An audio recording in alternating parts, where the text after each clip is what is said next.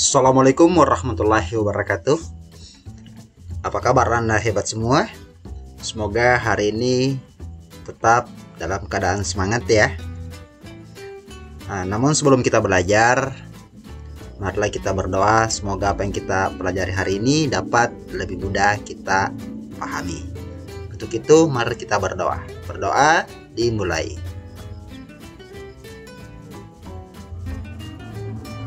Selesai. Nah, sahabat guru syarif sekalian, hari ini agak berbeda ya. Hari ini saya akan mengajarkan sumber belajar dari modul belajar literasi dan numerasi.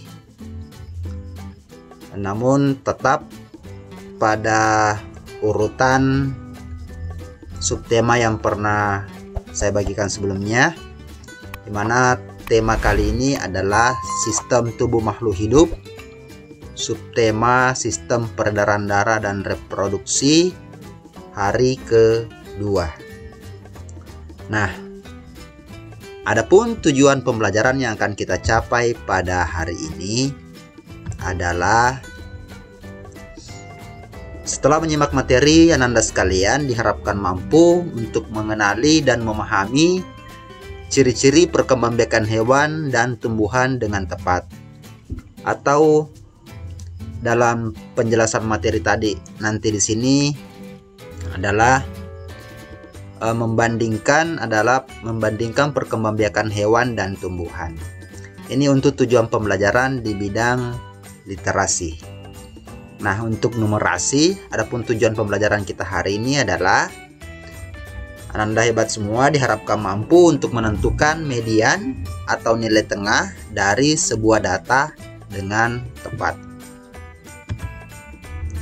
Ananda sekalian, ini bahan bacaan literasi. Ayo membaca, ini kegiatan 1 ya. Kita baca sama-sama. Bunga di dalam bunga. Nah, sekalian lihat ini gambar apa ya? Ini gambar bunga matahari.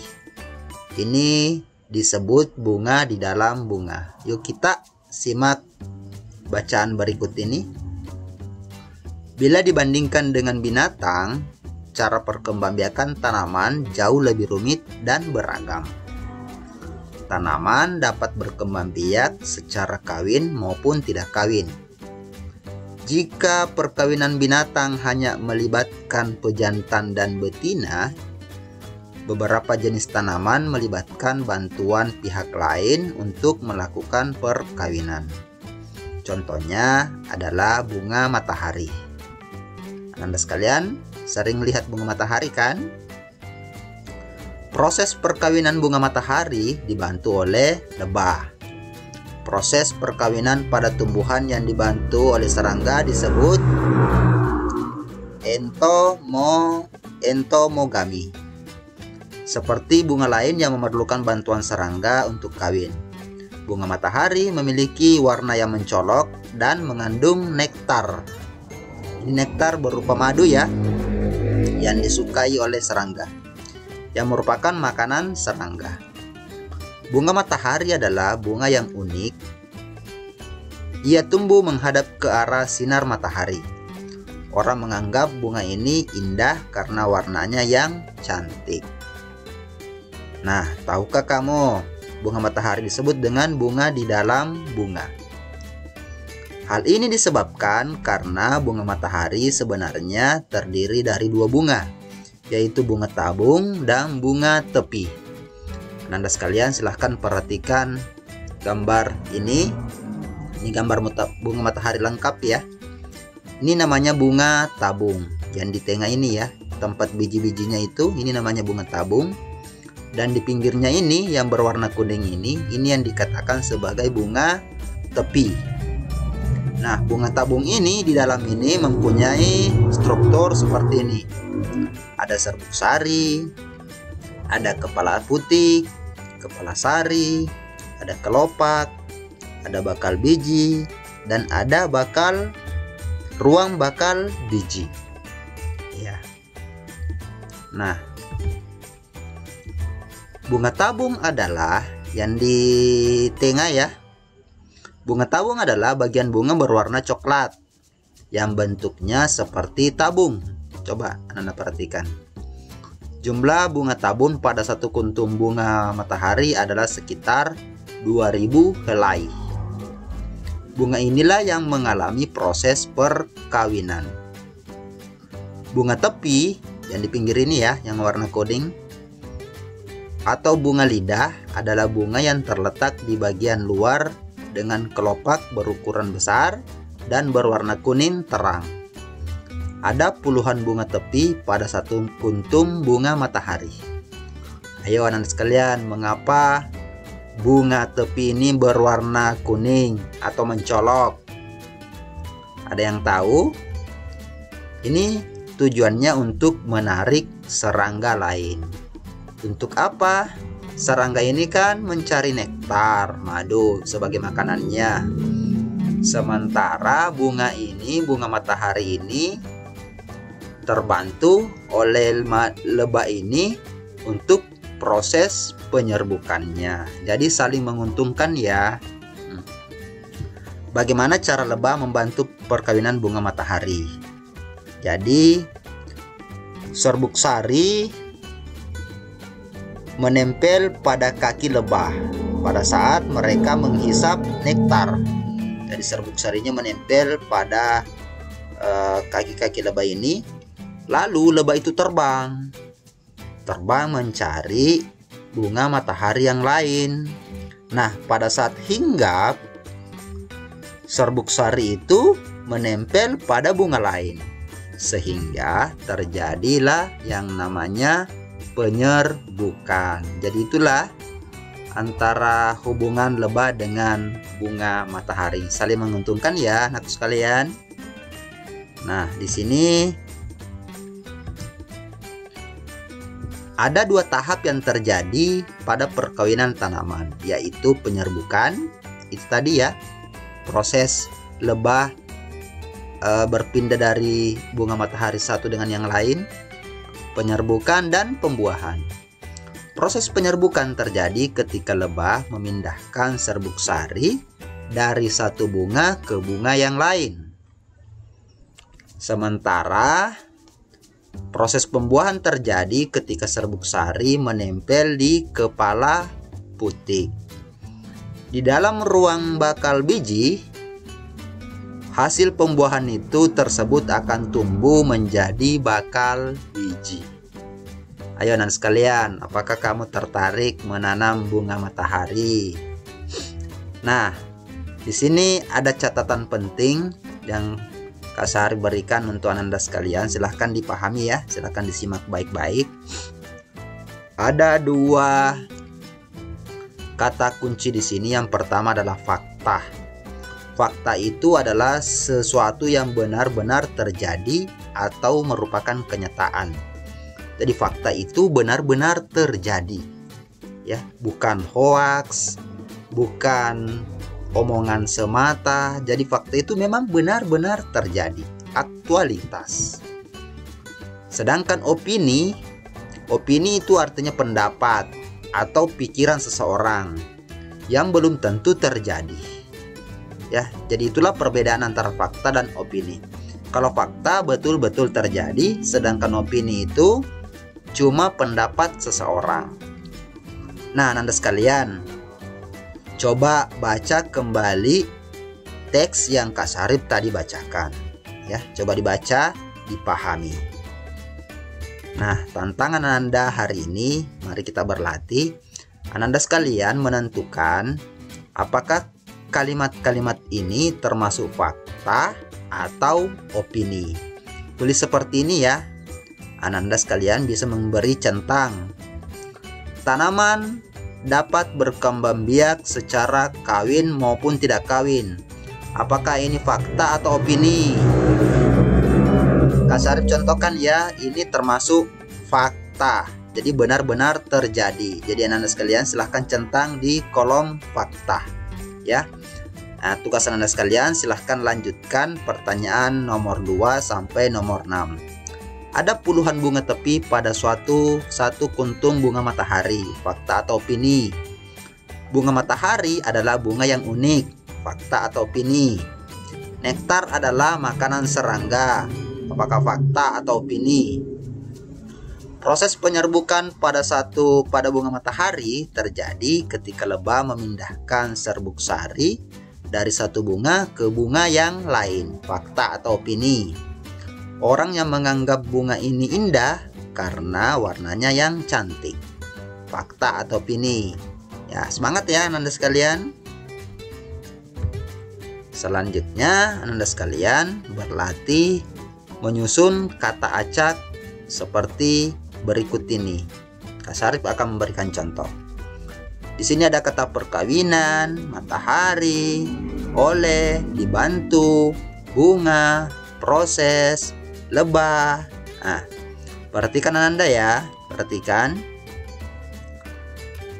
Biasanya kata pertama itu adalah diawali dengan huruf kapital. Coba Ananda sekalian cari kata di sini yang diawali dengan huruf kapital. Mana ya? Nah, ini dia, proses. Jadi kalimat ini ketika disusun untuk menjadi rapi atau bagus atau yang benar, diawali dengan kata proses. Kita lihat jawabannya. Proses perkawinan bunga matahari dibantu oleh lebah. Proses perkawinan matahari dibantu oleh lebah. Ya, itu adalah susunan kata yang baik untuk menjadi kalimat yang efektif. Nah, sekarang tantangan Anda, silahkan berlatih kelima nomor ini. Maupun berkembang biak, tanaman, secara, dapat, kawin, tidak. Silahkan susun menjadi kalimat yang efektif. Ingat, dimulai dengan huruf kapital ya. Nah, berarti di sini adalah tanaman yang pertama. Nomor 2, bunga, lebah, bagaimana, membantu, matahari, perkawinan, cara. Silahkan disusun. Bunga 2000, matahari, jumlah, pada, adalah, bunga, kuntum, sekitar, helai, tabung, 1. Silakan disusun. Pihak, melalui, tanaman, bantuan, untuk, beberapa, melibatkan, perkawinan, lain, jenis. Nomor 5, pembuahan, ketika, sari, kepala, keputik, melekat, serbuk, terjadi, proses. Ananda bisa terbantu mengerjakan ini ketika Ananda memahami teks bacaan yang Kak Syarif tadi bacakan. Jadi Ananda sekalian silahkan pahami teks bacaan yang Kak Syarif tadi bacakan. Selanjutnya, nah ini untuk numerasi ya. Kalau biasanya Ananda sekalian menemukan ini di matematika ya, sekarang istilahnya adalah numerasi. Nah, di sini ada nama siswa laki-laki, waktu tempuh, ya, ada waktu tempuh di sini, ya. Kita mulai dari sini ya. Raka 17 detik, Ali 15 detik, Rio 20 detik, Bintang 18 detik, Fahmi 16 detik, Burhan 19 detik, Tara 21 detik. Sementara di tabel yang satu, Yasmin 23 detik, Putri 29, Rani 25, Fitri 27. Ini kolom yang berbeda ya. Di sini ada 7 orang, di sini ada 4 orang. Nah, kita akan menentukan nilai tengah. Nilai tengah kalau 7 berarti nilai tengahnya nanti yang di tengah-tengah ya. Kalau 7 itu pertengahannya adalah 4. Nah, kalau 4 ini bagaimana? Nah, kita simak penjelasan berikut ini. Nilai tengah dapat juga disebut dengan median. Sebelum menentukan median, kita harus mengurutkan data dari yang terkecil dahulu. Jadi ini disusun dari yang terkecil ya. Anda sekalian perhatikan yang terkecil di sini yang mana? 15 ya. baru 16, baru 17, baru 18, 19, 20, 21. Jadi disusun ya, mulai yang terkecil. Kalau di sini yang terkecil adalah 23, baru 25, 27, baru 29. Nah, ini kan yang Kak Syarif tadi bilang tersusun ya. 15, 16, 17, 18, 19, 20, 21. Nilai tengah ya. Berarti yang di tengah itu adalah 18. Mengapa 18 di tengah? 3 sebelah kiri dan 3 sebelah kanan. 18 ini menempati posisi tengah. Posisi tengah inilah yang dikatakan sebagai nilai tengah atau median. Ya. Jadi median dari waktu berlari ini adalah 18 detik. Mudah ya? Oke. Nah, bagaimana kalau 4? Nilai tengahnya di mana? Ya. Kalau 4, yang 2 di tengah ini, 25 dan 27 ini dijumlahkan dulu. 25 tambah 27, 50. 50 berapa ya? 52. 52 kalau sudah dijumlahkan kembali dibagi 2. Berarti 25 tambah 27, 52 bagi 2 sama dengan 26. Jadi sebenarnya ada angka di tengah di sini adalah 26. Itulah adalah mediannya. Mudah ya tantangan Kak Syarif hari ini? Mudah ya untuk literasinya? Nah, ini tantangannya untuk Anda sekalian. Di sini ada tabel yang menunjukkan nilai ulangan 5 siswa. Siswa yang pertama mendapat 90, siswa kedua 82, siswa ketiga 88, siswa keempat 75, siswa kelima 90.